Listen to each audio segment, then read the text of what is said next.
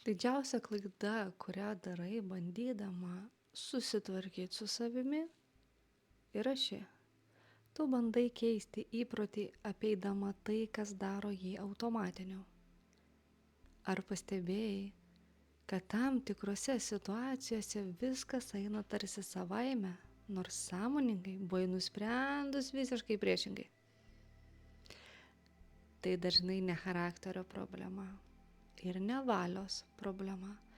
Tai tavyje veikiantis aktyvus ir galimai netinkamas įprotis. Įprotis turi aiškią struktūrą, signalą, įprastą veiksmą ir atlygį. Kad šita seka, šitas veiksmas taptų automatiniu, jam reikia dar vieno elemento – susiformavusio troškimo tam atlygiui. Ir čia dažniausia klaida. Tu bandai keisti nusistovėjusį veiksmą, visiškai ignoruodama tą atlygį, tą troškimą. Tas troškimas, kuris maitina tą įprotį. Pavyzdžiui, signalas.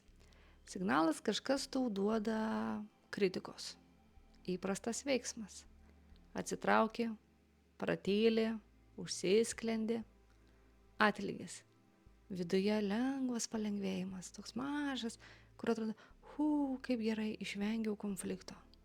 Tai koksgi troškimas? Galimai saugumas.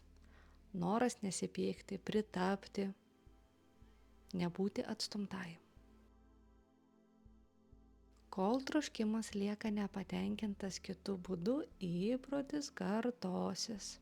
Net jei protu supranti, kad tau tai kenkia. Na arba mažiausiai nepadeda. Kai supranti, ką tavo įprotis tau duoda, problema neišnyksta. Bet ji tampa sprendžiama, o ne neįmanoma. Tad kuo skiriasi sąmoningas nuo pasąmoninio įpročio? Sąmoningas arba loginis įprotis yra toks įprotis, kuris tavo loginiam protui yra aprėpiamas, suprantamas ir žinomas. Priešingai, pasąmoninis įprotis yra toks įprotis, kuris tavėje veikia, bet tavo loginiam protui dar nėra žinomas, dar nėra apdorotas, nėra aprėptas. Kodėl vien valia neveikia? Nes valia veikia protiniam, tam sąmoningam, loginiam lygmenį.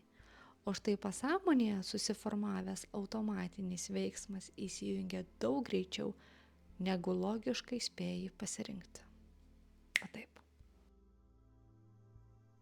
Kaip atpažinti troškimą po netinkamo elgesio? Štai čia tu gali savęs paklausti. Ką aš čia gaunu?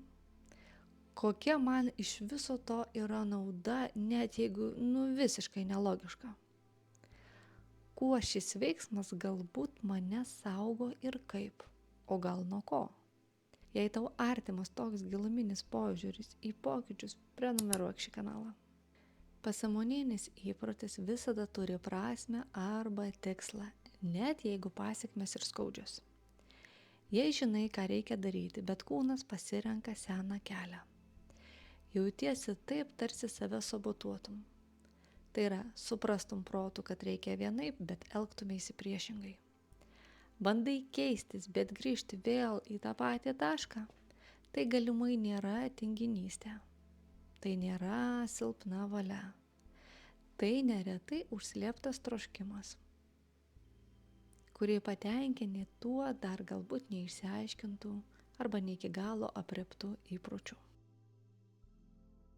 Vietoj kovos su įpročiu atpažink signalą, įvardink atlygį ir ieškok naujo būdo, kaip patenkinti tą patį troškimą kitu būdu.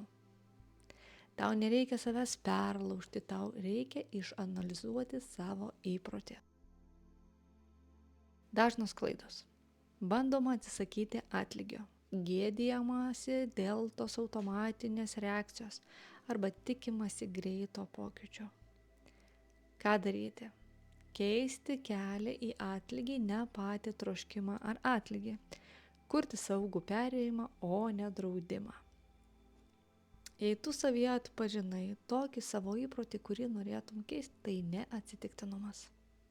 Jei nori išmokti dirbti su netinkamais savo pačios įpročiais taip, kad šie tavęs nevaldytų ir nekontroliuotų, registruokis pokalbiui, nuoroda bus aprašyme arba komentare.